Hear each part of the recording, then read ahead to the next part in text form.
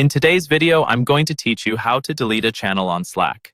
Deleting a channel on Slack can be a necessary task if a workspace becomes cluttered or if certain channels are no longer in use.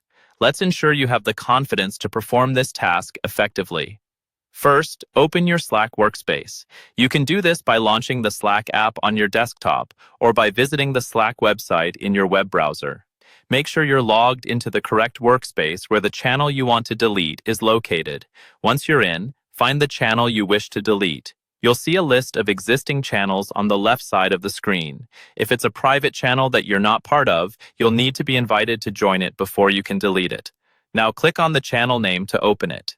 In the channel's information pane, you'll notice a small gear icon next to the channel name at the top of the page. Click this gear icon to open a drop-down menu. Here, select Additional Options. It's within this section that we'll find what we're looking for, so click on it to navigate deeper into channel settings.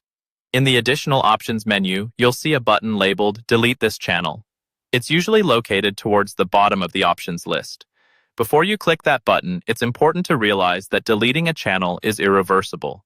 Once deleted, all shared messages and files are permanently removed.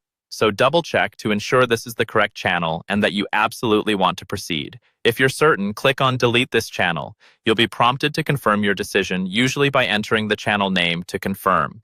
This step is crucial as it acts as a safety net to prevent accidental deletions. After entering the channel name, confirm your decision. Once confirmed, Slack will begin the process of deleting the channel. The channel will disappear from the channel list, and a notification will be sent to all channel members informing them that the channel has been deleted. The deletion process is quick and efficiently carried out by Slack's system. And there you have it. The channel is successfully removed from your Slack workspace.